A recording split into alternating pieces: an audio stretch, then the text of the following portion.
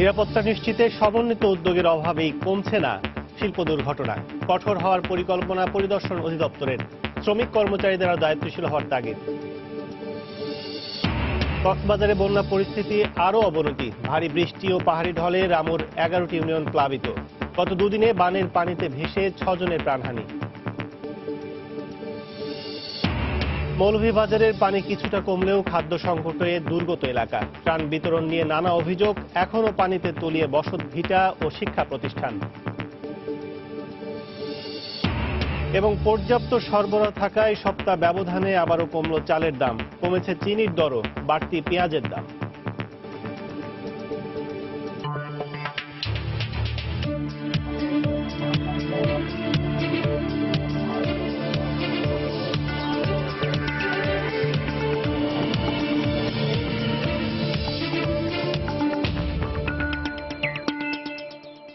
দেখছিলেন শিরোনাম। আমন্ত্রণ জানাচ্ছি দেশ ও দেশের বাইরের অর্থ বাণিজ্যের নানা খবর নিয়ে আমাদের নিয়মিত আয়োজন এ সময়ের বাণিজ্যে। আর আপনাদের সঙ্গে আছে আমি কাজল আব্দুল্লাহ।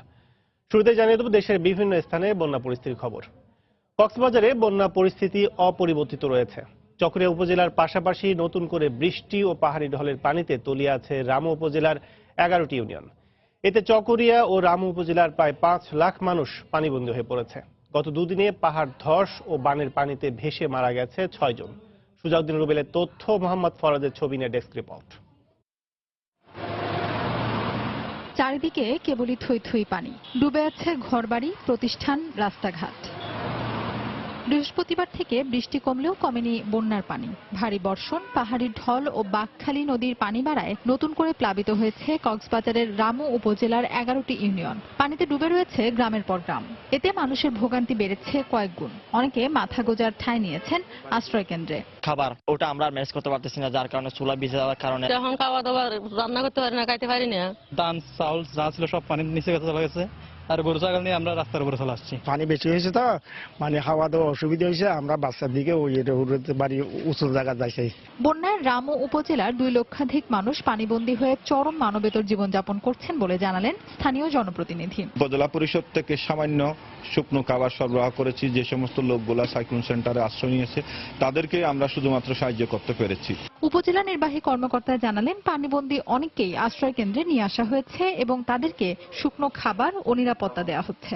যে সমস্ত মানুষজন আশ্রয় কেন্দ্রে গেছে কিংবা যে সমস্ত গৃহপালিত পশু পাখিগুলো নিয়ে গেছে, গরু, ছাগল, হাঁস, মুরগি, সেগুলো আমরা নিরাপত্তার ব্যবস্থা করেছি। কক্সবাজার জেলার 71টি ইউনিয়নের মধ্যে 35টি ইউনিয়নের অধিকাংশ গ্রাম বন্যা কবলিত। আশ্রয় কেন্দ্রে আশ্রয় নিয়েছেন 5000-এর বেশি মানুষ। সময় সংবাদ, কক্সবাজার। দুদিনে কয়েক সেন্টিমিটার পানি কমলেও তাতে পরিস্থিতির তেমন কোনো উন্নতি হয়নি মৌলভীবাজারের বড়লেখা ও জুড়ি উপজেলায়। পানিতে তলিয়ে রয়েছে বসত ভিটা ও শিক্ষা প্রতিষ্ঠান। আঞ্চলিক মহাসড়ক পানিতে ডুবে থাকায় জেলা শহরের সঙ্গে যান চলাচল স্বাভাবিক হয়নি। এর মাঝে দুর্গত এলাকায় খাদ্যের জন্য চলছে হাহাকার। দিগেন সিং এর ছবিতে আব্দুল আহাদের রিপোর্ট। আগেও এই বাড়িগুলোতে বসতি ছিল, কিন্তু হঠাৎ করে আসা ঢল সবকিছু তছনছ করে দিয়েছে। হাওরের ঢেউ ভেঙে নিয়েছে ঘরের বেড়া। এখন ছেলে সন্তানকে নিয়ে অন্যত্র চলে গেছেন এসব বাড়ির বাসিন্দারা। বাড়িহারা অনেক হতভাগার মাথা গোজার ঠাঁই হয়েছে আশ্রয় কেন্দ্রে। আর যারা এখনো বসতভিটায় আছেন তারা যুদ্ধ করছেন পানির সাথে। মেম্বারও আয়া দেখছে না যাতে এত ক্ষতি হয়েছে জানি। গরমের মধ্যে আমরা লাকি লাগবো, টিন লাগবো, এর বাদে আমরা আর পানি খাইতে পারি না। শুদ্ধ পানি নাই, টিউবওয়েল নিচে গাবানের তলে, এরপরে চুলা নাই রান্দা খাইবার, বাসা থাকতে পারি না। বন্যায় সবচেয়ে ক্ষতিগ্রস্ত হয়েছে মৌলভীবাজারের বড়লেখা উপজেলা। 1.5 লাখ মানুষ পানিবন্দী। জেলা শহরের সাথে যোগাযোগের সড়কটি পানিতে তলিয়ে যাওয়ায় প্রায় 1 মাস ধরে বন্ধ স্বাভাবিক যান চলাচল। ট্রাক, ভ্যান কিংবা ট্রাক্টরে করে কয়েক গুণ বেশি ভাড়ায় যাতায়াত করছে মানুষ। 3 থেকে 4 গুণ বেশি ভাড়া দিয়েও আমাদের প্রয়োজনের জন্য তাগিদে আমাদের যেতে হচ্ছে বিভিন্ন জায়গায়, তাও জীবনের ঝুঁকি নিয়ে। রাস্তায় বড় বড় গর্ত হয়েছে, বৃষ্টি দিলেই পানি হয়, রাস্তা ভাঙ্গা, গাড়ি নিয়ে যাওয়া তো রিস্ক, বড় গাড়ি নিয়ে হচ্ছে, ছোট গাড়ি তো আর চলেই না। বন্যা কবলিত এলাকায় দেখা দিয়েছে বিশুদ্ধ পানি ও খাবারের সংকট। আক্রান্ত মানুষের অভিযোগ, ত্রাণ দেয়া হচ্ছে মুখ দেখে। তবে জনপ্রতিনিধিরা বলছেন ক্ষতিগ্রস্ত মানুষের সংখ্যা বেশি হওয়ায় প্রত্যেকের কাছে ত্রাণ পৌঁছানো যাচ্ছে না। আমরা সাইডে দেন, আমরা যদি মেম্বার সাহেব আমরা বাড়ি করে যান, যাওই না আমরা গেছো সরকার থেকে বলা হচ্ছে যে সরকার থেকে যায় এগুলো আমরা করতে পারি না। বর্তমানে 700 পরিবার আমার আছে, তখন আমার কাছে আসলে আমি এগুলা আমি দিতাম। এখন আমার কাছে নাই, যাগুলো আসছিল তা আমি দিয়ে দিচ্ছি। পানিবন্দী থাকায় জুড়ি ও বড়লেখা উপজেলায় 150 শতাধিক শিক্ষা প্রতিষ্ঠান বন্ধ রয়েছে। আব্দুল আহাদ, সময় সংবাদ, বড়লেখা, মৌলভীবাজার। বন্যা পরিস্থিতি ও দুর্গতদের খবর জানাতে এই মুহূর্তে সিলেটের বিয়ানীবাজার এলাকায় আছেন রিপোর্টার ইকরামুল কবির। সরাসরি চলে যাচ্ছে তার কাছে।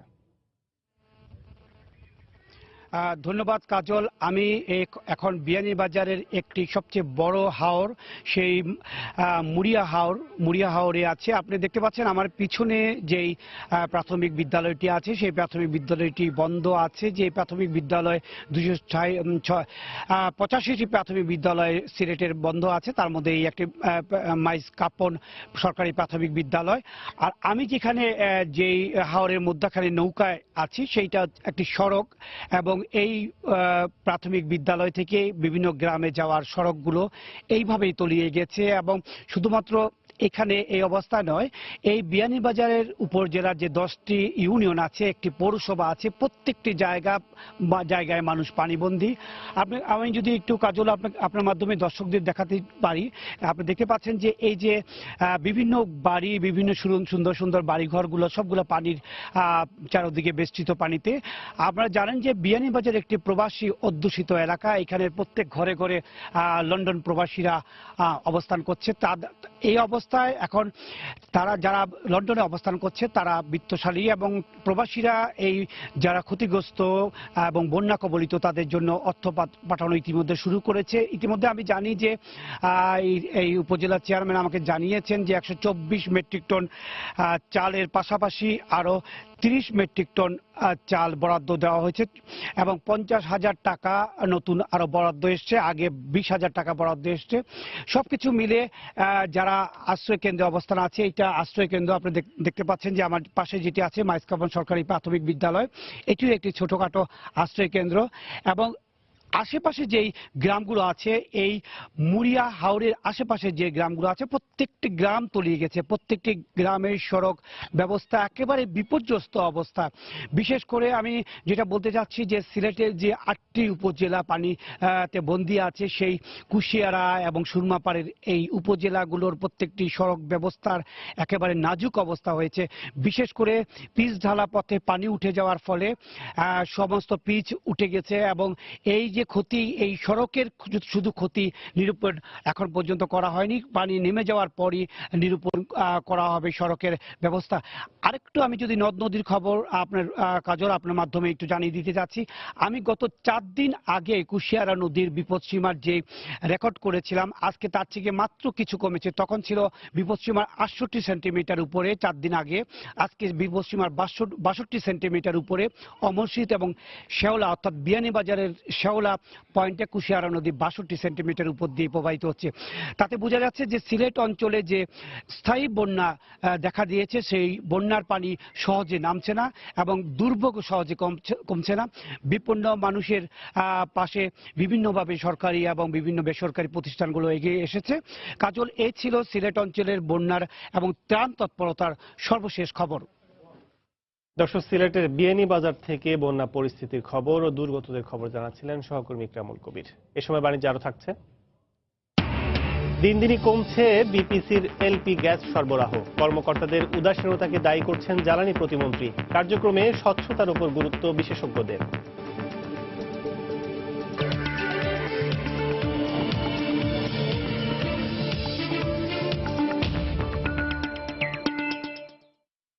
চলমান বন্যা পরিস্থিতি মোকাবিলায় সরকারের পর্যাপ্ত প্রস্তুতি রয়েছে বলে জানিয়েছেন অর্থমন্ত্রী আবুল মাল আব্দুল মুহিত। গতকাল সিলেটের ফেঞ্চুগঞ্জে বন্যার্তদের মাঝে ত্রাণ সামগ্রী বিতরণ অনুষ্ঠানে তিনি কথা বলেন। এ সময় ত্রাণ বন্টনে কোনো অনিয়ম হলে সংশ্লিষ্ট কর্তৃপক্ষকে জানানোর আহ্বান জানান মন্ত্রী। সরকারের হাতে যথেষ্ট খাবার আছে এবং আরো খাবার দেশে আসছে। কোন ধরনের উদ্বেগের প্রয়োজন নাই। কোনখানে যদি সার্ভিস ঠিক না হয় নিশ্চয়ই সে সম্বন্ধে বলবেন, সেখানকার লোকজনকে বলবেন, ডিসি আছেন, এমপি আছেন, যারাই থাকেন, আওয়ামী লীগের নেতারা আছেন, তাদের বলবেন। উজানের পাহাড়ি ঢল আর বৃষ্টিপাতে গাইবান্ধার সবগুলো নদ নদীর পানি বিপদসীমা ছুঁই ছুঁই করছে। পানি বাড়ার সঙ্গে সঙ্গে ভাঙনের মাত্রা বেড়ে যাওয়ায় অসহায় হয়ে পড়েছেন নদী তীরবর্তী মানুষ। হেদায়েতুল ইসলাম বাবুর প্রতিবেদন, ক্যামেরায় ছিলেন ওবায়দুল ইসলাম। ব্রহ্মপুত্র নদে অস্বাভাবিক হারে পানি বৃদ্ধি অব্যাহত থাকায় গাইবান্ধার ফুলছড়ি উপজেলার উত্তর উড়িয়া সহ বেশ কয়েকটি পয়েন্টে ভাঙন তীব্র আকার ধারণ করেছে। মানুষের বাড়িঘর, আবাদি জমি কোনো কিছুই রক্ষা পাচ্ছে না ভাঙনের কবল থেকে। ফলে দীর্ঘ হচ্ছে নদী ভাঙা অসহায় মানুষের তালিকা। আমাদের ওই নদী ভাঙাটা রোধ চাই, না তো আমাদের বাপ দাদার ভিডিও বাড়ি কিচ্ছু নেই। এখন যে আমরা গরু ছাগল পারামর্শী জায়গা জমনো আমার ঘরে নাই, অত সম্ভব সব শেষ হয়ে গেল। এখন কোন জায়গায় যায় কোন দিয়ে আশ্রয় নেই। ব্রহ্মপুত্র নদের থাবা থেকে জনপদগুলো রক্ষায় পানি উন্নয়ন বোর্ড বালি ভর্তি জিও ব্যাগ ফেলে জরুরি প্রতিরক্ষার কাজ শুরু করলেও অসময়ের এই পদক্ষেপকে অনেকটা তামাশা বলেই মনে করেন স্থানীয় জনপ্রতিনিধি। যে সময় কাজটা করলে আমাদের জনগণ উপকৃত হবে, আমরাও উপকৃত হব, ঠিক সেই সময়ে পানি উন্নয়ন বোর্ড তাদের পদক্ষেপটা নেন না। ভাঙন ঠেকানোর কাজ বর্ষা মৌসুমে করা সম্ভব নয় বলে মনে করেন পানি উন্নয়ন বোর্ডের শীর্ষ কর্মকর্তা। অবশ্য নদী ভাঙন প্রতিরোধে সরকার বিভিন্ন পদক্ষেপ গ্রহণ করেছে বলে জানালেন স্থানীয় সংসদ সদস্য। প্রজেক্ট কিন্তু নভেম্বর ডিসেম্বরের দিকে কাজ শুরু হয় এবং ওইটা জুন মাসে যে আর কি মোটামুটি শেষ হয়। আর ফ্লাড ফাইটিংটা কিন্তু আলাদা, যে কারণে আসলে এটা বর্ষাকালেই করার, অন্য সময় এটা করার কোনো সুযোগ নেই। বন্যার বাদ আমরা চেষ্টা করব যাতে ভেঙে ঠেঙে কোনো পানি ভিতরে এলাকায় না ঢুকে। এই এলাকাটাকে ভাঙনের হাত থেকে আমরা রক্ষা করার জন্য আমরা এই জরুরি ভিত্তিতে 275 কোটি টাকা ছিল, সেটা আবার 300 কোটি টাকা একটেক থেকে পাস করেছেন। গভর্নমেন্ট বসে নাই তো, গভর্নমেন্ট কাজ করছে। গাইবান্ধার সুন্দরগঞ্জের শ্রীপুর থেকে সাগাটা উপজেলার গোবিন্দপুর পর্যন্ত ব্রহ্মপুত্র নদের ডান তীরে 70 কিলোমিটার এলাকা ভাঙন প্রবণ। তার মধ্যে 7টি পয়েন্টে ভাঙন তীব্র আকার ধারণ করেছে, আর পানি উন্নয়ন বোর্ড 5টি পয়েন্টে জরুরি প্রতিরক্ষার কাজ শুরু করেছে। হেদায়েতুল ইসলাম বাবু, সময় সংবাদ, গাইবান্ধা। নিরাপত্তা নিশ্চিতের সমন্বিত উদ্যোগের অভাবেই কমছে না শিল্প দুর্ঘটনা। শ্রম অধিকার বিষয়ক গবেষণা প্রতিষ্ঠান বিলস-এর এমন দাবির সাথে একমত কলকারখানা পরিদর্শন অধিদপ্তর। অধিদপ্তরের দাবি, ন্যাশনাল ইনিশিয়েটিভের আওতায় থাকা 1500-র বেশি কারখানা সবগুলোই ঝুঁকিপূর্ণ। এসব কারখানা নিরাপদ করতে 6 মাসের মধ্যে কঠোর অবস্থানে যাওয়ার হুঁশিয়ারি প্রতিষ্ঠানটির। তবে দায়িত্বপ্রাপ্ত শ্রমিক কর্মচারী সচেতন না হলে কলকারখানায় কর্মপরিবেশ কখনোই ঝুঁকিমুক্ত হবে না বলে দাবি শিল্প মালিকদের। কামরুল হাসান সবুজের রিপোর্ট। রানা প্লাজা ধসের পর দেশের শিল্প খাত পার করেছে 4 বছরের বেশি সময়। এ সময়ের মধ্যে অবকাঠামো দুর্বলতার কারণে পোশাক খাতে ভবন ধসের কোনো ঘটনা ঘটেনি। শ্রমিক অধিকার নিয়ে কাজ করা সংগঠনগুলোর এমন তথ্য স্বস্তিদায়ক হলেও গ্যাস বিদ্যুৎ লাইনে ত্রুটি আর বয়লার বিস্ফোরণের কারণে ঘটেছে কয়েকটি বড় দুর্ঘটনা। এতে মৃত্যু হয়েছে অনেক শ্রমিকের, ক্ষতিগ্রস্ত হয়েছেন মালিক, আর ভাবমূর্তি সংকটে পড়েছে শিল্প খাতের উন্নয়ন অগ্রগতি। বারবার এমন দুর্ঘটনার কারণ হিসেবে মালিকপক্ষকে শাস্তির হাত থেকে রক্ষা করার মনোভাব আর নিরাপত্তা নিশ্চিতে দায়িত্বপ্রাপ্ত প্রতিষ্ঠানগুলোর উদ্যোগে সমন্বয়হীনতাকেই বড় করে দেখছে বিলস। জাতীয় আন্তর্জাতিক উদ্যোগ হচ্ছে, প্রচুর অর্থ ব্যয় হচ্ছে, প্রচুর শ্রম এবং সময় যাচ্ছে, কিন্তু এই পুরো জিনিসটা সামগ্রিকভাবে দেখার অভাব আছে, যার জন্য আমরা দেখতে পাচ্ছি ভবন ধস হচ্ছে না, কিন্তু বয়লার বিস্ফোরিত হচ্ছে, রাসায়নিক গ্যাস লাইন বিস্ফোরিত হচ্ছে। 1% ত্রুটি নিরাপত্তার জন্য শতভাগ ঝুঁকির কারণ দাবি করে কর্মপরিবেশ নিরাপদ করতে কঠোর পদক্ষেপ নেওয়ার কথা জানান কলকারখানা পরিদর্শন অধিদপ্তরের মহাপরিদর্শক। ঝুঁকিমুক্ত নেই, সব ঝুঁকিপূর্ণ, রিমিডিয়েশন না হওয়া পর্যন্ত ঝুঁকিমুক্ত না। কারণ আমি যে 418টা কারখানার মালিকের সাথে কথা বলেছি, 95% কারখানা টাইমলাইন দিয়েছে যে আগামী ডিসেম্বরের মধ্যে তারা এই বেশি করে ফেলবে। বাকি যে কারখানাগুলো আছে 1100-র মতো, একটা টাইমলাইন দেবো 6 মাস বা 3 মাস, তাদের ঝুঁকির উপর নির্ভর করে। আমি আমারটা 100% করলাম, আরেকজন করতে পারলো না, তাহলে একই কথা থেকে গেল আর কি, যে হলো না কিছু। তবে শতভাগ নিরাপদ কারখানাও কর্মরত শ্রমিক কর্মচারীর এক মুহূর্তের অসতর্কতায় পড়তে পারে দুর্ঘটনার কবলে। তাই কারখানা পরিচালনায় মিড লেভেল কর্মচারীদের আরো দায়িত্বশীল হওয়ার তাগিদ মালিকপক্ষের। কোন ইন্সপেকশন অথরিটি কখনো ইন্সপেকশন করে এই দুর্ঘটনা রোধ করতে পারবে না। এটা নিজেদেরকে, আমাদের যারা বয়লার অপারেটর আছে, মেকানিক্যাল যারা লোক আছে, তারা কিন্তু এগুলো দেখতে হবে এবং তারাই কিন্তু এগুলো করে। কলকারখানা পরিদর্শন অধিদপ্তরের দাবি, ন্যাশনাল ইনিশিয়েটিভের আওতার বাইরে থাকা শতভাগ নিরাপদ কর্মপরিবেশ নিশ্চিত না হওয়া অ্যাকর্ড অ্যালায়েন্সের তালিকাভুক্ত 3000-এর বেশি কারখানাও রয়েছে নিরাপত্তা ঝুঁকির মধ্যে। কামরুল হাসান সবুজ, সময় সংবাদ, ঢাকা। রাজধানীর পাইকারি বাজারে পর্যাপ্ত সরবরাহ থাকায় এক সপ্তাহের ব্যবধানে কেজিতে 3 টাকা পর্যন্ত দাম কমেছে সব ধরনের চালের। বস্তা প্রতি 250 টাকা পর্যন্ত কমেছে চিনির দাম। এদিকে কেজিতে 2 টাকা বেড়েছে আটা ময়দার দাম, বেড়েছে পেঁয়াজের দরও। তবে ডাল, খোলা সয়াবিন সহ বেশিরভাগ নিত্যপণ্যের দামই রয়েছে কমতির দিকে। রাজধানী মোহাম্মদপুর পাইকারি কৃষি মার্কেট ঘুরে বিস্তারিত জানাচ্ছেন কামরুল হাসান সবুজ। সরবরাহ বাড়ায় কয়েক সপ্তাহ ধরেই কমছে চালের দাম। বাজার ঘুরে দেখা গেল এক সপ্তাহ আগে যে মানের মোটা চাল বিক্রি হতো 42 থেকে 43 টাকায়, চলতি সপ্তাহের শুরুতে বস্তা প্রতি 150 টাকা কমে বিক্রি হচ্ছে সেই মানের চাল। আমদানি করা চালের প্রভাবে কেজিতে 2 টাকা পর্যন্ত কমেছে মিনিকেট, নাজিরশাইল, ব্রিয়াটা সহ অন্যান্য চালের দাম। তবে বাজার নিয়ন্ত্রণে সরকারকে আরো কৌশলী হওয়ার কথা বলছেন পাইকাররা। ইন্ডিয়ান পারিজা ছিল 42, 43, এই সপ্তাহে হয়ে গেছে 40-41। বন্যার সৃষ্টির কারণে মিলার যাদের থেকে আমরা চালটা আনি তারা বলতেছে ধানের দাম আবার একটু বাড়ার দিকে। মিল মালিকদের এই কথাটা আসলে যুক্তিসঙ্গত না, তার কারণ ওনাদের কাছে তো ধান প্রচুর পরিমাণে ধান আগেরই স্টক করা তাদের গোডাউনে আছে। চলতি সপ্তাহে আবারও কমেছে চিনির দাম। কেজিতে 5 টাকা পর্যন্ত কমে বিক্রি হচ্ছে এই নিত্যপণ্য। আগের দামেই দেশি ডাল 94 থেকে 95 টাকায়, খোলা সয়াবিন 85 টাকা কেজি দরে বিক্রি হলেও বস্তা প্রতি 100 থেকে 150 টাকা দাম বেড়ে বিক্রি হচ্ছে আটা ময়দা। চিনির দাম গত সপ্তাহের তুলনায় বস্তায় 200 থেকে 250 টাকা কমছে। বস্তা বিক্রি করতেছি 2750 থেকে 70-80। আটাটা বিক্রি হইতো মনে করেন 950-900, এটা এখন 1050, 1060। মোটা ডালটা 60 টাকা, তারপরে মুগ ডালটা 110 টাকা।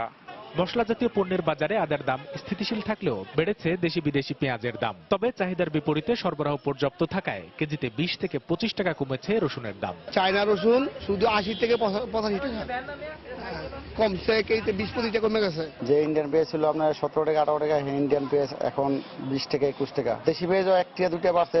ইন্ডিয়ান পেঁয়াজ আমদানি কমেছে, এই যে অত কারণে বাজার আমাদের একটু বেশি। এদিকে এলাচ, লবঙ্গ, গোলমরিচের দাম ওঠানামা না করলেও জিরার দাম কেজিতে 20 টাকা বেড়ে বিক্রি হচ্ছে 380 টাকায়। কামরুল হাসান সবুজ, সময় সংবাদ, ঢাকা। একদিকে সরকার চাইছে এলপিজির ব্যবহার বাড়াতে, অন্যদিকে প্রতি বছরই কমছে সরকারি প্রতিষ্ঠান বাংলাদেশ পেট্রোলিয়াম কর্পোরেশন বিপিসির এলপিজি সরবরাহ। আর তাই বাজারে বিপিসির এলপি সিলিন্ডার অনেকটাই দুর্লভ বস্তুতে পরিণত হয়েছে। সরকারিভাবে এলপিজি সরবরাহ দিন দিন কমে যাওয়ায় বিপিসি কর্মকর্তাদের উদাসীনতাকে দায়ী করছেন জ্বালানি প্রতিমন্ত্রী। বিশেষজ্ঞরা বলছেন জনগণকে শুধু এলপিজির দিকে ঠেলে দিলেই চলবে না, একই সঙ্গে বাড়াতে হবে বিপিসির সরবরাহ। ফারুক ভুইয়া, রবিনের রিপোর্ট। বর্তমানে দেশে প্রতি বছর এলপিজি সরবরাহ হচ্ছে 4 লাখ মেট্রিক টনের মতো, কিন্তু এ খাতে সরকারি প্রতিষ্ঠান বিপিসির সরবরাহ পরিমাণ মাত্র 15 থেকে 16 হাজার মেট্রিক টন। আর এ কারণে বাজারে বিপিসির এলপিজি সিলিন্ডারের দেখা পাওয়া অনেকটাই দুষ্কর ব্যাপার। এছাড়া বিপিসির সিলিন্ডারের মান নিয়েও নানা প্রশ্ন রয়েছে বলে জানান খুচরা পরিবেশকরা। বিপিসির এলপিজিটা কিছু লোকে পায়, আর সিলিন্ডারের গুণগত মানও খুব ভালো না। আমাদের কাছে কেউ আসেও না, নামে মাত্র আছে কিন্তু কার্যক্রমে নেই। মার্কেটে গিয়ে আসলে সরকারি যে সিলিন্ডারটা আছে ওটা পায় না, ফলে আমাদেরকে বেসরকারি কোম্পানির যে সিলিন্ডারগুলো আছে ওগুলো কিনতে হয়। সরকার এলপি গ্যাসের ব্যবহার বাড়ানোর কথা বললেও প্রতি বছরই কমছে বিপিসির সরবরাহ। 2012-13 অর্থ বছরেই বিপিসির এলপিজি সরবরাহ ছিল 19,671 মেট্রিক টন। গত অর্থ বছরের প্রথম 11 মাসে বিক্রির পরিমাণ নেমে আসে 15,000 মেট্রিক টনে, আর এর আগের অর্থ বছরে সরবরাহ ছিল 16,050 মেট্রিক টন। প্রতি বছরই বিপিসির এলপিজি সরবরাহের পরিমাণ কমায় প্রতিষ্ঠানটির কর্মকর্তাদের দায়ী করে জ্বালানি প্রতিমন্ত্রী জানান, সরকারিভাবে এলপিজি সরবরাহ বাড়ানোর বিষয়ে তদারকি করবে মন্ত্রণালয়।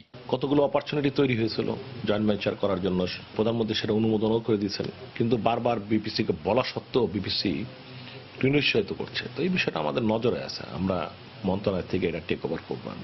সুষ্ঠু প্রতিযোগিতার মাধ্যমে এলপিজির বাজার মূল্য নিয়ন্ত্রণে রাখতে বিপিসির সরবরাহ বাড়ানোর বিকল্প নেই বলে মনে করেন বিশেষজ্ঞরা। ব্যবসায়ীদের স্বার্থে বেসরকারি কোম্পানির পাশাপাশি সরকারি মালিকানায় এলপি গ্যাস বাজারে সরবরাহ নিশ্চিত করাও যাচ্ছে না। বাজারে যদি কম্পিটিশন রাখতে হয় তাহলে ওই টিসিবির মতো পণ্য সরকার সরবরাহ করে যেমন বাজার মূল্য নিয়ন্ত্রণ করে, এলপিজির ক্ষেত্রেও সরকারকে সেটা করতে হবে। একই সঙ্গে বিপিসির কার্যক্রমে গতি ও স্বচ্ছতা নিশ্চিত করার উপরও জোর দিচ্ছেন বিশেষজ্ঞরা। ফারুক ভুঁইয়া, রবিন, সময় সংবাদ, ঢাকা। 1995 সালের মাস্টার প্ল্যানে তুলে ধরা হয়েছিল বন্দরনগরী চট্টগ্রামের জলাবদ্ধতা থেকে মুক্তির সব ধরনের উপায়। সে সময় মাত্র 89 কোটি টাকা খরচেই পুরো নগর অসহনে জলাবদ্ধতা থেকে মুক্তি পেত। কিন্তু রহস্যজনক কারণে গত 18 বছরে চট্টগ্রাম উন্নয়ন কর্তৃপক্ষের প্রণয়ন করা এ মাস্টার প্ল্যান বাস্তবায়ন তো দূরে থাকুক, গ্রহণই করেনি বাস্তবায়নকারী সংস্থা সিটি কর্পোরেশন। নগর বিশেষজ্ঞদের মতে মাস্টার প্ল্যান বাস্তবায়ন না হওয়া ও সরকারি সংস্থাগুলোর সমন্বয়হীনতার কারণে জলাবদ্ধতা থেকে মুক্তি মিলছে না। বিস্তারিত জানাচ্ছেন কমল দে। চট্টগ্রাম নগরীর জলাবদ্ধতার সমস্যা নিরসনে 1995 সালে ইউএনডিপির আর্থিক সহায়তায় চট্টগ্রাম উন্নয়ন কর্তৃপক্ষ মাস্টার প্ল্যান প্রণয়ন করে। 1999 সালে এটি সরকারি গেজেট আকারে প্রকাশ হয়। কিন্তু 20 বছর মেয়াদী এই মাস্টার প্ল্যানের 18 বছর পেরিয়ে গেল, তার সামান্যতম অংশ বাস্তবায়ন হয়নি। আর এজন্য সিটি কর্পোরেশনকে দোষারোপ করছেন মাস্টার প্ল্যান প্রণয়নকারী সংস্থা সিডিএ। মাস্টার প্ল্যান প্রণয়ন করেছে সিডিএ, কথা সত্যি, কিন্তু সেটা বাস্তবায়নের কথা ছিল সিটি কর্পোরেশন। এই বাস্তবায়ন না হওয়ার কারণে আজকের এই জলাবদ্ধতার সৃষ্টি হয়েছে, অন্য কোনো কারণে না। আমলাতান্ত্রিক জটিলতার কারণে এবং চট্টগ্রাম সিটি কর্পোরেশনের পর্যাপ্ত ক্ষমতা না থাকার কারণে এই কাজটি করা সম্ভব হচ্ছে না। আমলাতান্ত্রিক কারণের মধ্যে একটি হচ্ছে ভূমি অধিগ্রহণের যেখানে প্রয়োজন হয়, ভূমি অধিগ্রহণের সমুদয় অর্থ যদি একসাথে জেলা প্রশাসনে জমা না হয়, তাহলে জেলা প্রশাসন ভূমি অধিগ্রহণের উদ্যোগ গ্রহণ করেন না। আবার অর্থ মন্ত্রণালয় সমুদ্র টাকা একসাথে দেনও না। মাত্র 89 কোটি টাকা খরচে শুধু চট্টগ্রামের জলাবদ্ধতার সমস্যার সমাধান নয়, পুরো নগরীর রূপরেখা ছিল এই মাস্টার প্ল্যানে। অথচ এখন শুধু খাল খননে খরচ পড়ছে 900 কোটি টাকার বেশি। প্রথম 5 বছরে কি কাজটা হবে, পরের 5 বছরে কি কাজটা হবে এবং সেই কাজে কত টাকা লাগতে পারে সেগুলি সব আলাদা আলাদা করে তারা ডিটেলস দিয়েছিল। এলোপাতারি ইচ্ছা মতো কাজটা হচ্ছে। খালের অ্যালাইনমেন্ট ঠিক ছিল, তারপরে সেখানে সেডিমেন্টেশনটা কম ছিল, ময়লা আবর্জনা জমে খাল নষ্ট হয়ে যাওয়ার এই সমস্যাটা ছিল না। এখন এই সব সমস্যাগুলো এখন সমাধান করতে হবে। আর মাস্টার প্ল্যান বাস্তবায়ন না হওয়ার দায় পূর্ববর্তী মেয়রদের উপর চাপালেন 2 বছর ধরে মেয়রের দায়িত্বে থাকা আজম নাসির উদ্দিন। যারা এই মাস্টার প্ল্যানটা বাস্তবায়ন করার যেই সমস্ত কর্তৃপক্ষ বা যাদের দায়িত্ব ছিল, ওনারা কেন করেন না, এই কথার জবাবটা ওনারা দিতে পারে। আমি ব্যক্তিগতভাবে মনে করি মাস্টার প্ল্যানটা বাস্তবায়ন করা অবশ্যই প্রয়োজন ছিল। 60 বর্গ মাইলের এই নগরীর উন্নয়নে সিডিএ, সিটি কর্পোরেশন, ওয়াসার মতো অন্তত 32টি সরকারি বেসরকারি সংস্থা কাজ করলো, তাদের মধ্যে কোনো রকম সমন্বয় নেই বলে অভিযোগ দীর্ঘদিনের। কমল দে, সময় সংবাদ, চট্টগ্রাম। অল্প বৃষ্টিতেই বেহাল দশা রাজধানীর বেশিরভাগ রাস্তার। গর্ত আর খানাখন্দে ভরা ভাঙ্গাচোরা পথঘাটে চলাচল করতে গিয়ে দুর্বিষহ হয়ে পড়েছে জনজীবন, বাড়ছে দুর্ঘটনাও। প্রতিদিনের দুর্ভোগের জন্য নগরবাসী দুষছেন সিটি কর্পোরেশনকে, আর সিটি কর্পোরেশন দায় চাপাচ্ছেন সেবা সংস্থাগুলোর উপর। জনদুর্ভোগ বিবেচনায় রেখে সঠিক এবং দীর্ঘস্থায়ী পরিকল্পনায় মিলবে সমাধান, এমনটাই পরামর্শ নগর পরিকল্পনাবিদদের। মৌসুমী মৌয়ের রিপোর্ট। প্রকৃতিতে আলো আঁধারে লুকোচুরি গল্প, তারপর হঠাৎই বর্ষণ। বাদলের এ ধারায় আর আপ্লুত হয় না রাজধানীবাসী। আষাঢ়ের এ কালো মেঘ যেন প্রতিটি ব্যস্ত জীবনে এক টুকরো কালরাত। সেই পৃথিবীতে বাঁচবো বলেই যুদ্ধ করি রোজ, একটুখানি বাঁচার জন্য হাজার আপোষ। হাজারটা আপোষ, তবু আসে না পৌষ মাস। রাস্তা খোঁড়াখুড়ির ধুমে আগে ঘুম হারাম নগরবাসী। উন্নয়নের তকমায় সবচেয়ে দুর্ভোগে আছেন বাংলা মোটর, মগবাজার, মৌচাক, মালিবাগ এবং মগবাজার থেকে 7 রাস্তা মোড় পর্যন্ত চলাচলকারী লোকজন। এদিকে জলাবদ্ধতার কারণে মিরপুর 11, 14, পাইকপাড়া সহ পীরের বাগের রাস্তাঘাটে তল খুঁজে পাওয়া কঠিন। এই যে গর্তটা ছিল এখান তো ডিগবেজি, এটা প্রায় মোটামুটি একটা আশপাশের মানুষের জন্য একটা বিনোদনের মতো। ড্রেনেজ ব্যবস্থা মোটামুটি অনেক উঁচু থাকাতে পানি আটকে যাচ্ছে। রাস্তার উপরে 1 হাঁটু বা কোমর সমান পানি হয়, বাসা বাড়িতে পানি ঢুকে যায়, কাদা হয়ে যায়, পানি হয়ে যায়, হাঁটতে পারি না। কয়েকদিন আগে দেখলাম যে একটা মোটরসাইকেল সহ একটা মহিলা পড়ে গেছে। উন্নয়ন কাজ হচ্ছে ঠিক, ভালো কথা, উন্নয়ন কাজ এত লেন্দি কেন হচ্ছে? এদিকে কোটি টাকা ব্যয়ে সদ্য মেরামত হওয়া রাস্তা খানাখন্দে পরিণত হওয়ায় প্রশ্ন উঠছে নির্মাণ সামগ্রীর মান এবং সেবা সংস্থাগুলোর মানসিকতা নিয়ে। রাজধানীবাসীর ভাগ্য ফেরাতে 2 সিটি কর্পোরেশন সহ সেবাদানকারী প্রতিষ্ঠানগুলোর সমন্বয়কে জরুরি ভাবছেন নগর পরিকল্পনাবিদরা। আর সিটি কর্পোরেশন বলছে সেবা সংস্থাগুলো যত্নবান হলে কমে আসবে জনদুর্ভোগ। যদি আজকেই সরকার সিদ্ধান্ত নেয় যে একনেক থেকে কঠোরভাবে অনুশাসনের মাধ্যমে সকল প্রকল্পের জনদুর্ভোগকে কিভাবে প্রাধান্য দিয়ে প্রকল্প বাস্তবায়িত হচ্ছে এটি নিশ্চিত না করে প্রকল্পের টাকা ছাড় করা হবে না, আপনি দেখবেন সমস্ত বিষয়গুলো অন্যরকম হয়ে দাঁড়াবে। যে কোনো সেবাদানকারী সংস্থা সে কিন্তু ঠিকাদার দ্বারা করায়, এবং এই ঠিকাদারকে যদি নিয়ম নীতি মতো সে কাজটি করে তাহলে কিন্তু জনভোগান্তি কমে যাবে। ঢাকা সিটি কর্পোরেশনের তথ্য মতে রাজধানী 690 কিলোমিটার সড়কের মধ্যে 300 কিলোমিটারই খানাখন্দে ভরা। মৌসুমী মৌ, সময় সংবাদ, ঢাকা। গর্ত আর খানাখন্দের কারণে বর্ষায় বেহাল দশা রাজধানীর বেশিরভাগ রাস্তা। দর্শক, এই মুহূর্তে রাজধানী বনশ্রী এলাকায় আছেন রিপোর্টার শাহরিয়ার দ্বীপ। সরাসরি চলে যাচ্ছে তার কাছে। দর্শক, এই মুহূর্তে আমি রাজধানী বনশ্রীতে রয়েছে। বনশ্রী 2 নম্বর রোড এটি।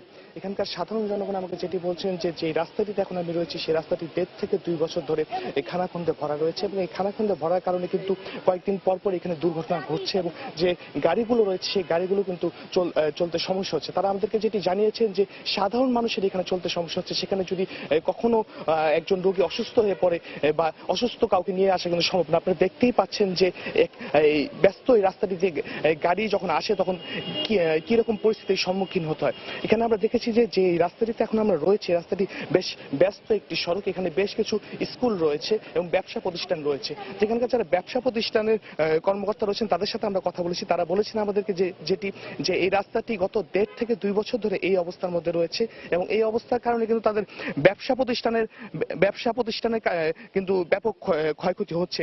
এবং যারা সাধারণ মানুষ রয়েছেন তারা আমাদেরকে যেটি জানিয়েছেন যে এখানে শুধু গাড়ি যাওয়া নয়, চলাফেরা করতেও কিন্তু বেশ সমস্যা হচ্ছে তাদের।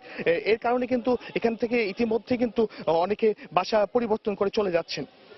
এছাড়া কিন্তু এখানকার যে সাধারণ কাজকর্ম রয়েছে সেগুলো ব্যাহত হচ্ছে। তারা আমাদেরকে যেটি বলেছেন যে এই রাস্তা নিয়ে বেশ কয়েক দফা তারা সিটি কর্পোরেশন সহ অন্যান্য যারা সংস্থা রয়েছে তাদের সাথে কথা বলেছে, কিন্তু কেউই আসলে কোনো ধরনের প্রতিকার তাদেরকে দিতে পারেনি। এখন আপনারা দেখতে পাচ্ছেন যে এই রাস্তাটির মধ্যে বেশ পানি জমে আছে। তারা আমাদেরকে যেটি জানিয়েছেন যে গত 2-3 ধরে কিন্তু এখানে বৃষ্টি হয়নি, তারপরেও কিন্তু পানি জমে আছে। এই মুহূর্তে এখানকার একজন এলাকাবাসী আমার সাথে রয়েছে, তার কাছে আমি জানতে চাবো যে আপনার যে এই রাস্তাটি যে বেহাল দশা, এটা নিয়ে যদি একটু কিছু বলতেন আমাদের। আমরা আসলে দীর্ঘদিন ধরে এখানে বসবাস করি। সামান্য একটু বৃষ্টিতেই এই বনশ্রী বসবাসের সম্পূর্ণ অনুপযোগী হয়ে যায়। গত 3-4 দিন বৃষ্টি না হওয়ার কারণে আপনারা যেভাবে দেখতেছেন এখানে বাচ্চা নিয়ে মানুষ স্কুলে যায়, প্রাইভেট কার নিয়ে যায়, মানুষ বিভিন্নভাবে ক্ষতিগ্রস্ত হচ্ছে এবং এখানে পানিতে পড়ে যায়। মহিলারা স্কুলে যাইতে পারে না, বাচ্চারা স্কুলে যাইতে পারে না এবং গাড়ি পড়ে ভেঙে যায়। খুব বেহাল দশা। মানে আমরা যারা বনশ্রীতে বাস করি, আমরা যে উদ্দেশ্যে এখানে ফ্ল্যাট কিনছি, বাড়ি করেছিলাম সবাই, আসলে সেই উদ্দেশ্যে বর্তমানে বাস্তবায়ন নাই। যখন নির্বাচন আছে, আমাদের কল্যাণ সমিতির 2টা পার্টি আছে, যারা বর্তমানে ক্ষমতা তারা অনেক কিছু করবে বলেছিল, এবং যারা ক্ষমতা নাই তারাও অনেক কিছু করবে। নির্বাচন চলে গেলে আর কারো কোনো খবর থাকে না। এখানে কোনো স্কুল মাঠ নাই। এখানে কল্যাণ সমিতি ছাড়া আপনারা কি সিটি কর্পোরেশন বা অন্যান্য যে সংস্থা আছে তাদেরকে রাস্তাটির কথা বলেছিলেন? তারা নিজেরাই আসে। এই যে কিছুদিন আগে মেয়র নিজে এসে এখানে এই যে লাইট লাগাই গেছেন, মেয়র নিজে তার নেম প্লেট লাগাই গেছেন, কিন্তু কোনো কাজ করছেন না। শুধু একটা মাত্র এলইডি লাইট লাগাই উনি শেষ। শুধু ভোটের সময় আমরা দেখি আসলে কমিশনার নিজে আসে, কয়েকদিন আগে এখানে এসে গেছে, এমপি সাহেব নিজে এসে গেছে, কিন্তু কেউ কোনো উন্নয়নমূলক কোনো কাজের কারো কোনো এখানে দায়িত্ব নাই বলে মনে হয়। এখানে যে আমরা যে একটা দেশে বাস করি, যে আমরা সমাজে বাস করি, এরকম কোনো লোক আছে বলে আমাদের মনে হয় না। কারণ না হলে এখানে বনশ্রী যে উদ্দেশ্যে সারা দেশের মানুষগুলো এলাইট শ্রেণীর লোকগুলো এখানে বসবাস করে, যে উদ্দেশ্যে এসেছিল তার কোনো বাস্তবায়ন। এই যে একটা রোড, এটা আমাদের চিটাং রোডের সাথে কানেকশন দিয়া বাচ্চা কাচ্চা নিয়ে কোনো মানুষ স্বাভাবিকভাবে যাতায়াত করতে পারে না। কোনো ধরনের ভূমিকা সরকারের পক্ষ থেকে নেওয়া না। এটা নর্মাল একটা এলাকার রোড, এখান থেকে হেভি গাড়িগুলো চলাচল করছে, 50 টন 60 টনের হেভি ট্রাক, বাস, সবকিছু এভরিথিং সবকিছু কভার ভ্যান চলছে। মানুষ মসজিদে পর্যন্ত যেতে পারে না, স্কুলে যেতে পারে না। কোনো ধরনের মানে সহযোগিতা রাষ্ট্রের পক্ষ থেকে নাই, কল্যাণ সমিতির পক্ষ থেকে নাই, কোনো কিছুতে নাই। দর্শক, আমাদের সাথে আরেকজন এলাকাবাসী রয়েছে, আমরা যদি তার কাছ থেকে একটু শুনতে চাই যে আপনি যদি একটু আমাদেরকে বলতেন, আপনি এখানে অনেক দিন ধরে আছেন, বসবাস করছেন, এই রাস্তাটা তো প্রায় 1.5 থেকে 2 বছর ধরে এই অবস্থা। আমি গত 8 বছর যাবত আছে, যেটা উনি বলেছিলেন আমি এর সাথে অ্যাড করি যে এটা ঢাকা এবং এই যে বড় রোডটা আমার সাথে ঢাকা এবং সিলেটের সাথে এটা অ্যাড হয়েছে। তাতে কভার ভ্যান এবং 5 টনি ট্রাকগুলি চলে, কিন্তু রাস্তার অবস্থা খুবই খারাপ, চলার উপযুক্ত না। এই এত হাই হেভি গাড়িগুলি চলার ফলে রাস্তা মেইন রোডটা বেশি খারাপ হয়ে গেছে। কিন্তু এখন আমরা যে সাধারণ বাচ্চা কাচ্চারা স্কুলে যাবে আসবে, আবার সাধারণ লোকে যাবে, খুবই কষ্টকর, গাড়ি জাম হয়ে যায় বৃষ্টি হলে, বুঝছেন। আর এটা তো উনি বললেনি, এটার এই অবস্থা গত 1 থেকে 2 বছর এলজিডি রোডটা করেছিল, কিন্তু অল্প দিনের মধ্যে ভেঙে শুরু হয়ে গেছে। এখন পানি স্ট্যাগনেন্ট হয়ে গেছে, ওই বেশ চলা খুবই কষ্টকর। আপনারা দেখতে পাচ্ছেন মেয়েরা কি। এই রাস্তাটা তো অল্প কয়েকদিন হয়েছে বলা চলে, বেশ নতুনই। 3 বছরে এই রাস্তাটি হয়েছে, তো 3 বছরের মধ্যে এই দশা হলো কেন? 3 বছর মধ্যে নিশ্চয়ই কনস্ট্রাকশন ভালো হয় না। যে কনস্ট্রাকশনের গুণগত মান সেটা ভালো, যেভাবে ম্যাটেরিয়ালস দেওয়া দেওয়ার কথা সেভাবে নিশ্চয়ই দেয়নি, নাহলে 3 বছরের এটা তো 1 বছর ভালো করে গেল না, বাকি 2 বছরে এই অবস্থা। আর বিশেষ করে বাংলাদেশের ম্যাক্সিমাম কাজগুলো এই রাস্তার মধ্যে যখন আপনাদের এখানে কি অসুস্থ হয়ে যায় বা ছোট বাচ্চারা যখন সকালে স্কুলে যায় তখন সমস্যার সম্মুখীন হতে হয় না? অবশ্যই সমস্যা তো অবশ্যই, বাচ্চারা যে মারা কোলে করে পার করে দেয় খারাপ দাগলি যেখানে পানি জমি আছে এখানে বাচ্চাদের মারা কোলে করে পার করে নেয়। হ্যাঁ, রিক্সা অনেক সময় কাজ থেকে পড়ে যায়। হ্যাঁ, এই আপনি যদি আমাদেরকে একটু বলতেন যে আপনি দেখেন অনেক দিন ধরে আছেন, বসবাস করছেন, সার্বিকভাবে যে রাস্তাটি যে বেহাল দশা এই বিষয়টা। রাস্তাটির বেহাল দশা বিগত 2.5 বছর আগে রাস্তাটি করছে। রাস্তাটি করার সময় আমি এক সময় রাস্তার পাশে দাঁড়িয়েছিলাম, যখন রাস্তাটি করছে রাস্তাটির থিকনেস করছে 1 ইঞ্চি। তা আমি একটা লোক ফোন করতেছিল, একটা ইঞ্জিনিয়ার ফোন করতেছিল, বললাম যে ভাই আমি তো একটা ইঞ্জিনিয়ার মানুষ, আপনাদের রাস্তাটা করতেছেন, আপনি কি এই যে দেখতেছেন 1 ইঞ্চি করতেছে রাস্তার ভিতরে, এটা 1 বছর পর ভেঙে যাবে।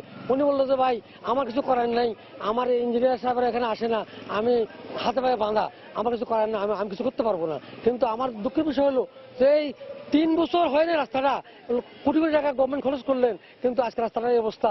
আমরা এখানে বনশ্রীতে আজকে দীর্ঘ 10-12 বছর বাস করতেছি এবং সমিতি।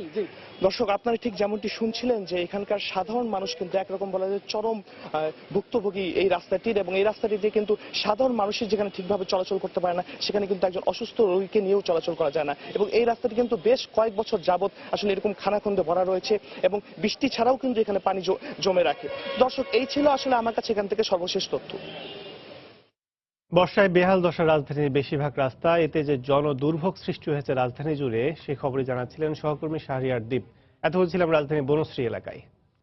গ্রিন লাইন পরিবহনের অফিস ভাঙচুর ও কর্মীদের মারধরের অভিযোগে বেনাপোল বন্দরে আজ সকাল থেকে অনির্দিষ্টকালের জন্য পরিবহন ধর্মঘট চলছে। এতে অচলাবস্থার মুখে পড়েছে বন্দরের বাণিজ্যিক কার্যক্রম। বন্দর থেকে সব ধরনের যান চলাচল বন্ধ থাকায় দুর্ভোগে পড়েছে ভারত ফেরত যাত্রী ও সাধারণ মানুষ। বন্ধ রয়েছে আমদানি রফতানি কার্যক্রমও। যাত্রীদের দুর্ভোগে প্রশাসনের পক্ষ থেকে সমস্যা সমাধানে এখনো কোনো ব্যবস্থা নেওয়া হয়নি। এদিকে ধর্মঘটের সমর্থনে সকালে মিছিল ও পথসভা করেছেন পরিবহন শ্রমিকরা। এরপর তারা ঢাকা কলকাতা মহাসড়কের উপর বেনাপোল বাজারে যানবাহন চলাচল ও আমদানি রফতানি বন্ধ করে দেয়।